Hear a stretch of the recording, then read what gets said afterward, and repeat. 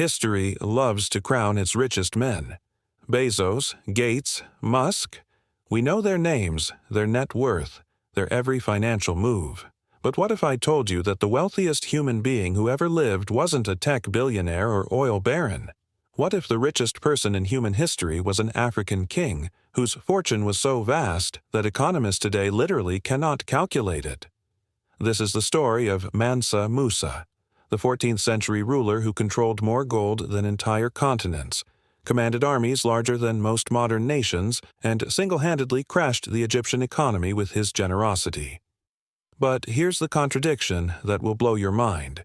This man, whose wealth dwarfed every modern billionaire combined, has been systematically erased from history textbooks worldwide. The king who put Africa on the medieval world map has been deliberately removed from the modern one.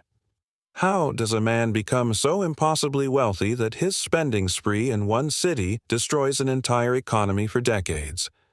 How does someone accumulate riches that would make today's tech giants look like paupers, only to have their legacy buried beneath centuries of historical revisionism? Picture this. It's 1324, and the medieval world operates on a completely different scale of power. Europe is fragmented, struggling through the aftermath of crusades and plagues. The Chinese Ming dynasty hasn't even begun. The Ottoman Empire is just a small Anatolian state. Into this world steps a figure so wealthy, so powerful, that his mere passage through foreign lands reshapes their economies forever. This isn't just about money. This is about a civilization at its absolute peak, one that controlled the lifeblood of medieval global trade, gold and salt. The stage is set in West Africa, in an empire so vast it stretched from the Atlantic coast to the bend of the Niger River, encompassing parts of what we now call Mali, Senegal, Mauritania, Guinea, Gambia, Guinea-Bissau, Niger, and Burkina Faso. The Mali Empire wasn't just big. It was the beating heart of medieval global commerce, sitting astride trade routes that connected North Africa to sub-Saharan Africa, funneling gold northward and salt southward in quantities that modern minds struggle to comprehend. But in 1312, something happened that would change not just Mali, but the entire medieval world. The previous Mansa, the emperor, had become obsessed with a legendary journey. According to the most reliable historical accounts, Mansa Abu Bakr II had grown convinced that there were lands beyond the great Atlantic Ocean. Against all advice, he assembled a fleet of 2,000 ships filled with men, women, food, water, and gold, and sailed west into the Atlantic. They vanished without a trace, leaving behind a power vacuum in one of the world's most important empires. Into this chaos stepped a man who had been groomed for leadership but never expected to rule. Mansa Musa wasn't supposed to be emperor. He was a deputy, a trusted administrator handling affairs while the real ruler chased legends across the ocean. But when those ships disappeared into the Atlantic horizon, destiny called his name. The man who would become history's wealthiest individual began life as Musa Keita, born into the royal family of Mali around 1280. But unlike the silver spoon narratives we might expect, Musa's early years were shaped by the brutal realities of medieval African politics. The Mali Empire had been founded by the legendary Sundiata Keita in the 13th century, but by Musa's time, it had grown so vast that governing it required a delicate balance of military might, diplomatic genius, and economic mastery. Young Musa demonstrated all three qualities early on. Historical accounts describe him as a brilliant administrator who understood something that many rulers missed. True power didn't come from commanding armies or building palaces. It came from controlling the resources that everyone else needed to survive. Medieval Africa wasn't the primitive backwater that later European narratives would paint. The Mali Empire was a sophisticated civilization with universities, legal systems, and trade networks that spanned continents. Timbuktu wasn't just a distant place, it was Harvard, Wall Street, and Washington, D.C. rolled into one, a cosmopolitan center where Islamic scholars debated theology while merchants negotiated deals worth fortunes. Musa's first major test came not through conquest but through crisis management. When Abu Bakr II's expedition disappeared, the empire faced potential collapse. Provincial governors began asserting independence. Trade partners questioned Mali's stability. Neighboring kingdoms sensed weakness and began testing borders. But Musa had been watching, learning, planning. His first brilliant move wasn't military. It was economic. Instead of immediately declaring himself emperor, he stabilized the gold trade. Mali's wealth came from controlling the Bambouk and Bure gold fields, sources so productive that they supplied much of the Mediterranean world's gold currency. Any disruption to this flow would have cascaded through the global economy. Musa dispatched trusted administrators to the gold fields with a simple message. Production continues, trade routes remain open, and Mali honors all existing agreements. This wasn't just good business, it was geopolitical genius. By ensuring that gold kept flowing, Musa sent a signal to the world that Mali remained strong and stable, even as its leadership transitioned. His second masterstroke involved the salt mines of Tahaza, located in the harsh Sahara Desert. Salt was the medieval world's refrigerator, preservative, and flavor enhancer rolled into one. Without it, food spoiled, meat couldn't be preserved, and populations couldn't survive. Mali controlled the largest salt deposits in West Africa, and Musa understood that controlling salt meant controlling life itself. But Musa's greatest early triumph was architectural and spiritual. He commissioned the construction of massive mosques in Timbuktu, Djenné, and Gao. But these weren't just religious buildings. They were statements of power. Using a technique called banko, a mixture of mud, straw, and other organic materials, these mosques were engineering marvels that demonstrated Mali's sophisticated understanding of desert architecture. The Great Mosque of Djenné, completed during Musa's early reign, wasn't just the largest mud brick building in the world. It was a UNESCO World Heritage Site 6 centuries before UNESCO existed. Its towering minarets could be seen from miles away, announcing to every traveler that they were entering a realm of unprecedented wealth and sophistication. More importantly, these mosques established Musa as a legitimate ruler in the eyes of the Islamic world. Medieval Africa was increasingly connected to the broader Islamic civilization through trade, scholarship, and pilgrimage. By demonstrating his commitment to Islamic architecture and learning, Musa positioned Mali not as a peripheral African kingdom, but as a central player in the medieval world system. The University of Sankore in Timbuktu, which flourished under Musa's patronage, housed over 25,000 students and contained libraries with hundreds of thousands of manuscripts. These weren't primitive tribal gatherings. These were sophisticated academic institutions where scholars from across Africa and the Middle East came to study mathematics, astronomy, medicine, and law. But perhaps Musa's most telling early decision was how he handled the mystery of Abu Bakr II's disappearance. Instead of denouncing his predecessor or claiming the throne through force, Musa maintained that he was merely serving as regent until the rightful emperor returned. This wasn't just diplomatic nicety, it was psychological warfare. By positioning himself as a loyal deputy rather than an ambitious usurper, Musa disarmed potential rivals and gained precious time to consolidate power. By 1324, 12 years after taking power, Musa had transformed Mali from a crisis-ridden empire into the most stable and prosperous kingdom in Africa. The goldfields produced at unprecedented levels. The salt trade thrived. The universities attracted scholars from Cairo to Cordoba. The military had expanded and modernized. But Musa understood something that many successful rulers miss.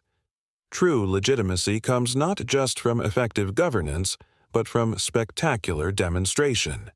He needed to announce to the world that Mali wasn't just recovering. It was entering a golden age that would redefine what African civilization could achieve. The stage was set for the most famous journey in medieval history, a pilgrimage that would literally put Africa on the map and establish Musa's reputation for a millennium to come. What happens when the richest man in human history decides to take a road trip? You get the most spectacular display of wealth the medieval world had ever witnessed. A pilgrimage so lavish that it redefined the global economy and literally changed how mapmakers drew the world. In 1324, Mansa Musa announced his intention to complete the Hajj, the Islamic pilgrimage to Mecca that every Muslim who is physically and financially able must undertake. But this wouldn't be a simple spiritual journey. This would be a statement of power so overwhelming that it would echo through history for 7 centuries. The preparation alone took years. Musa assembled an entourage that defied comprehension. 60,000 people, including soldiers, merchants, officials, entertainers, and servants. But the real showstopper was the gold. Contemporary accounts describe a caravan carrying 80 camels, each bearing 300 pounds of gold dust. That's 24,000 pounds of pure gold, worth approximately $500 million in today's currency. And that was just the beginning. 500 slaves walked ahead of Musa, each carrying a golden staff weighing 6 pounds. His personal spending money? Another 50,000 dinars in gold. His wife's entourage brought additional tons of gold for their expenses. The total wealth in this single caravan exceeded the GDP of most medieval kingdoms. But remember, this wasn't Musa's treasury. This was his walking around money. The journey to Mecca took the caravan through some of the most important cities in the medieval world, and Musa used each stop as an opportunity to demonstrate Mali's unprecedented wealth. In Cairo, the capital of the powerful Mamluk Sultanate, Musa's arrival created economic chaos that lasted for decades. Picture this: you are a merchant in medieval Cairo, one of the world's largest and most sophisticated cities. You've seen wealthy caravans before. Egyptian trade routes connect Africa, Asia, and Europe. But then, this African king arrives with more gold than you've ever imagined existed. He doesn't just buy things, he gives gold away like candy. He tips servants with amounts that exceed most people's annual income. He purchases goods at prices so high that he inflates the value of everything in the city. But here's what made Musa's display truly revolutionary. It wasn't just about showing off. Every gift, every purchase, every generous gesture was carefully calculated to serve Mali's strategic interests. By demonstrating his empire's vast wealth, Musa was essentially advertising Mali's importance as a trading partner.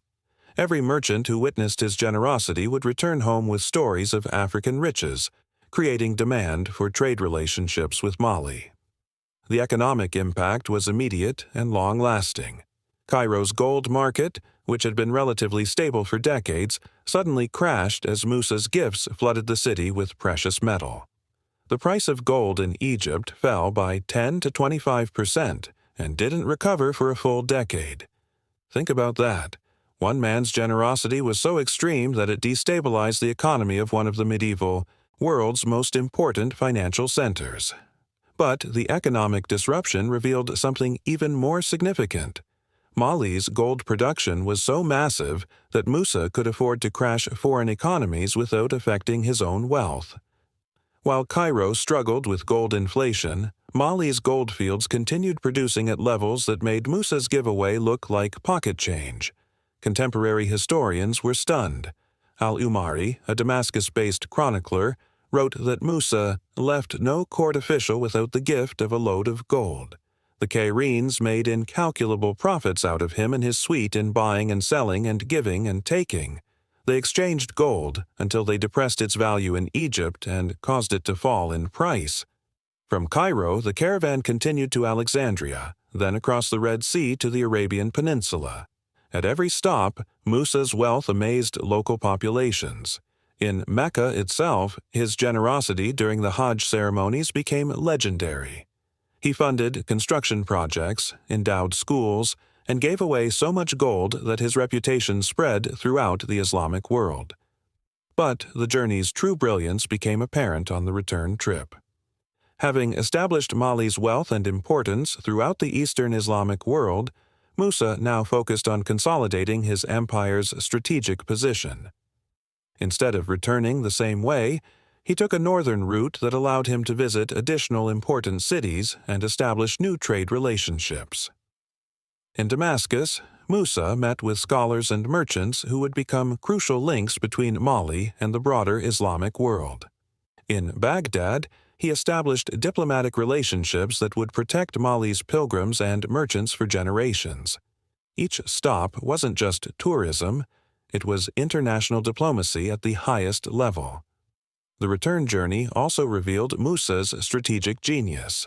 Having given away enormous quantities of gold on the eastward journey, he now began purchasing. In Egypt, where his earlier generosity had crashed gold prices, Musa bought back gold at bargain rates. What looked like charitable excess on the way to Mecca was actually the setup for profitable arbitrage on the way home. When Musa finally returned to Mali in 1325, he brought more than just spiritual fulfillment. He carried with him new trade agreements, diplomatic relationships, and most importantly, a reputation that would transform Mali's position in the medieval world economy. The immediate effects were spectacular. Trade caravans from North Africa and the Middle East began regularly traveling to Mali, drawn by stories of unlimited gold and generous rulers.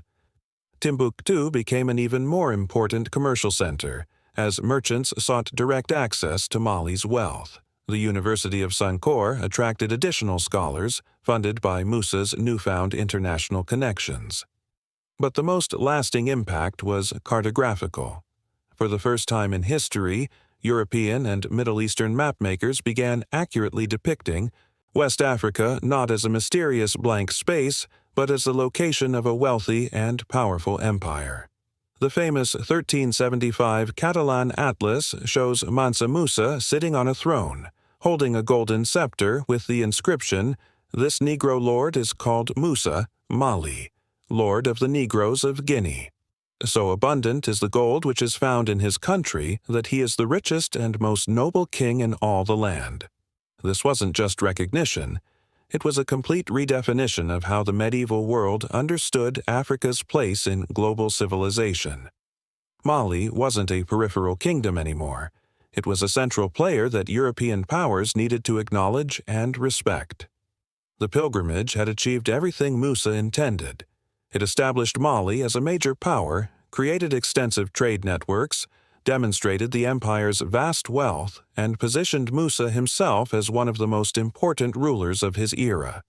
He had successfully announced to the world that Africa contained civilizations that could compete with anything Europe or Asia had to offer. But success on this scale always comes with consequences. As Musa's fame spread and Mali's wealth became legendary, new challenges emerged that would test whether this African empire could sustain its golden age. Power at Mansa Musa's level creates problems that ordinary rulers never face. How do you govern an empire so wealthy that neighboring kingdoms will do anything to steal a piece of it? How do you maintain control over territories so vast that messages take months to cross them? How do you preserve a civilization when your very success makes you the target of every ambitious warlord in Africa? By 1330, Musa faced the paradox of extreme success.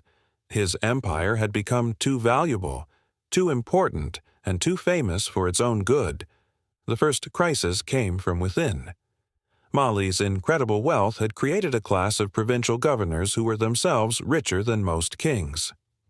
The governor of Timbuktu controlled trade revenues that exceeded the budgets of European kingdoms.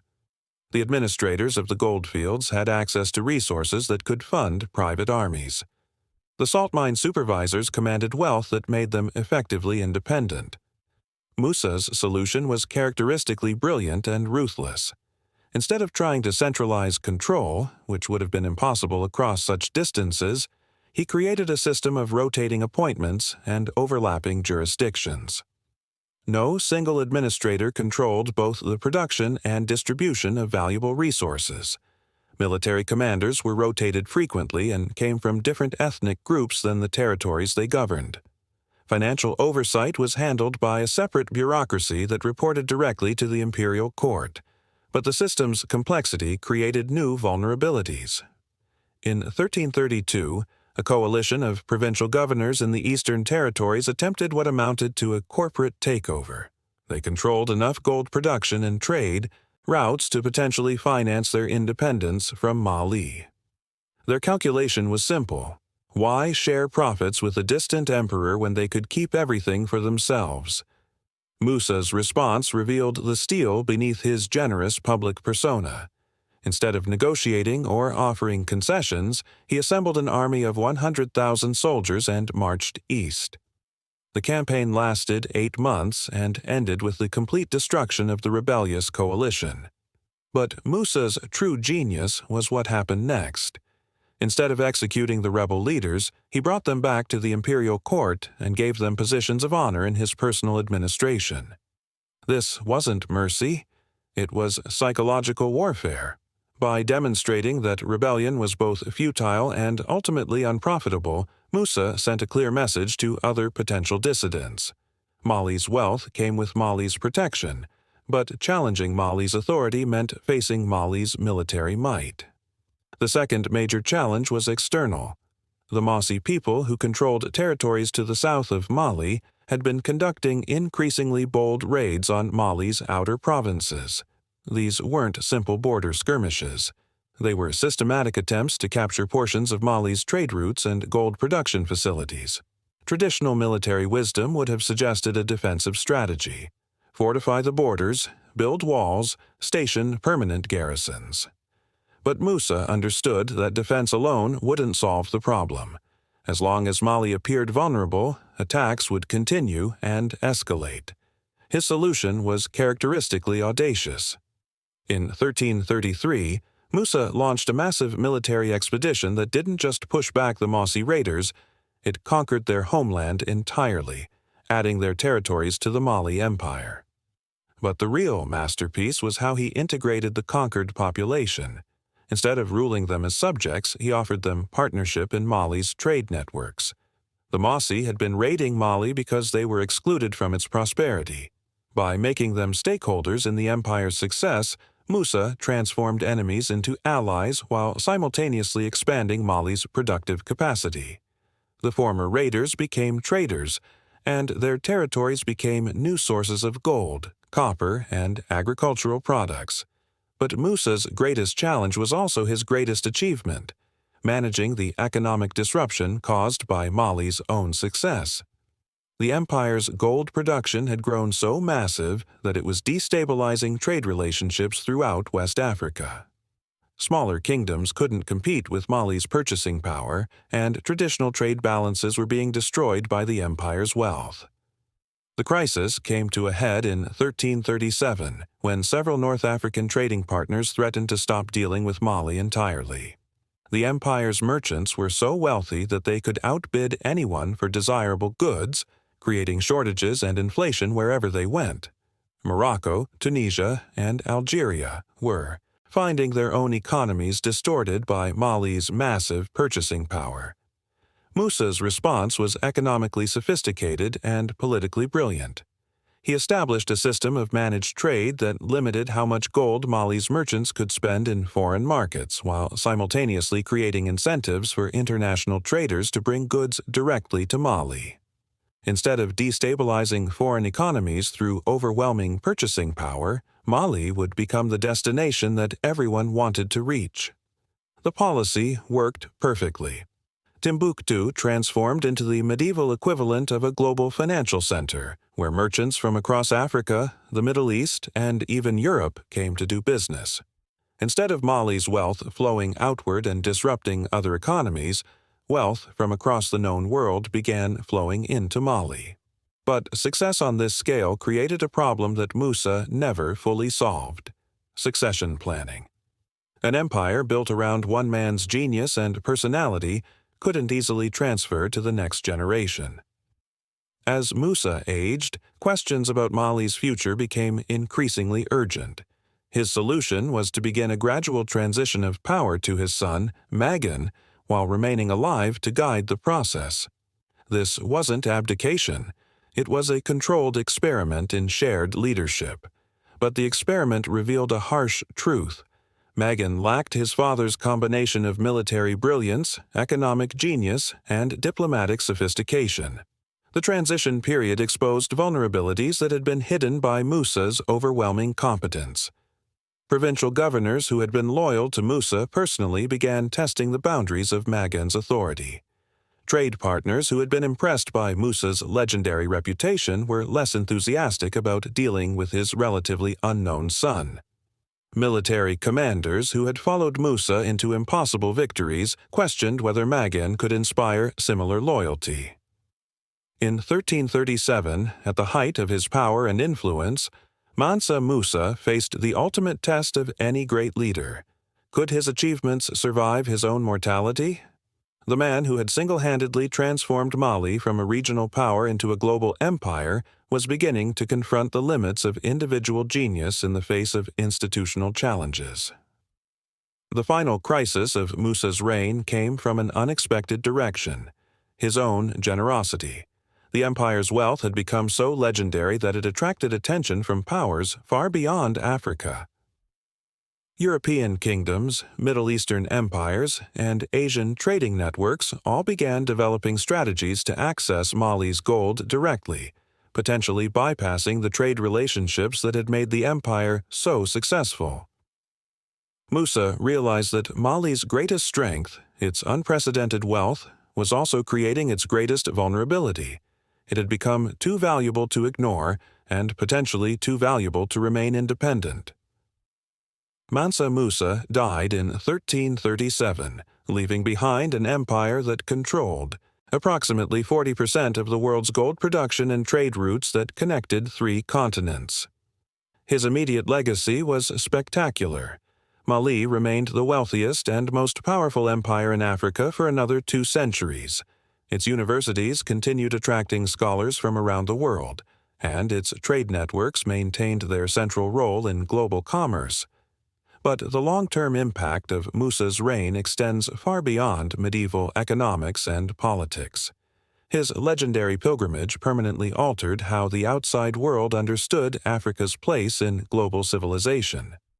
For the first time in recorded history, African wealth and sophistication were acknowledged and respected by European and Middle Eastern powers as equals, not inferiors.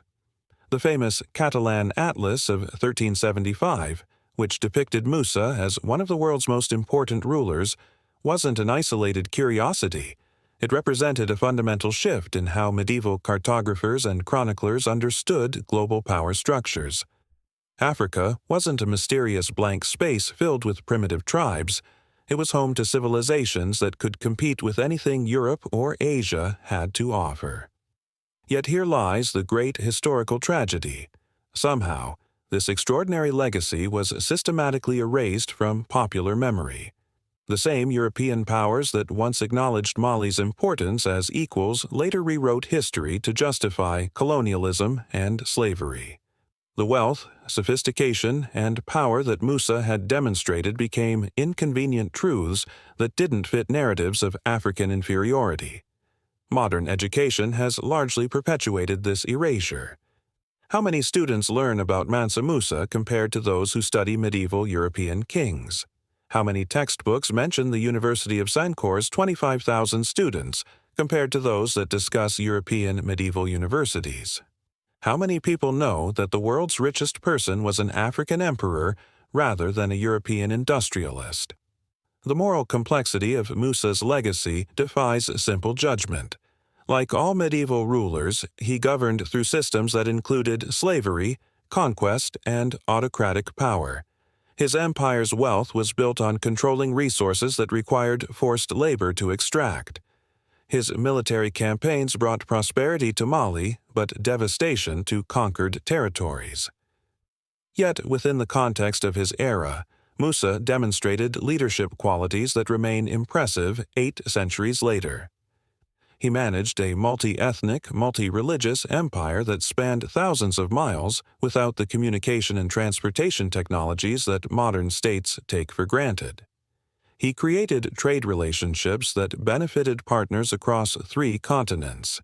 He funded educational institutions that preserved and advanced human knowledge during an era when most of the world was illiterate. Perhaps most remarkably, he understood that true power comes not from hoarding wealth, but from using it strategically to create more wealth. His famous generosity during the pilgrimage wasn't just showmanship. It was sophisticated economic diplomacy that created lasting trade relationships and strategic alliances. The modern relevance of Musa's story extends beyond historical curiosity. In an era when discussions of global wealth inequality dominate headlines, examining how a medieval African ruler managed unprecedented riches offers insights into both the opportunities and challenges that extreme wealth creates. Musa's approach to governance, decentralized administration combined with centralized vision, provides lessons for managing complex organizations in interconnected economies.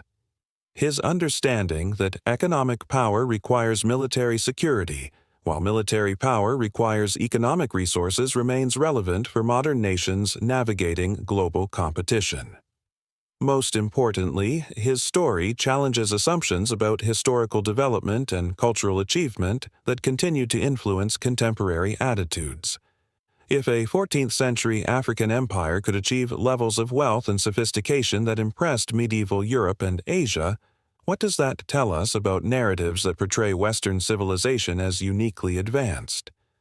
The questions Musa's legacy raises are ultimately more important than the answers it provides. What constitutes legitimate wealth and power? How should leaders balance personal achievement with collective responsibility? Can individual genius overcome institutional limitations? How do civilizations maintain their achievements across generations? These aren't just historical curiosities. They're contemporary challenges that every society faces. What's your take on Mansa Musa's complex legacy? Was he a visionary leader who demonstrated Africa's potential for greatness, or an autocrat whose wealth was built on exploitation and conquest? How might history have been different if his empire's achievements had been celebrated rather than erased? If this incredible story of forgotten African greatness amazed you, there are countless other historical narratives waiting to be rediscovered. The systematic erasure of non-European achievements from popular memory represents one of history's greatest injustices, but it also presents one of education's greatest opportunities. Subscribe to explore more untold stories of civilizations that changed the world, leaders whose achievements rival any in human history, and legacies that continue to shape our modern world in ways we're only beginning to understand. Because the most important history isn't always the history we're taught.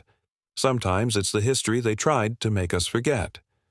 What other forgotten historical figures and civilizations do you think deserve to have their stories retold? Let us know in the comments below, and let's work together to ensure that the full richness of human achievement gets the recognition it deserves.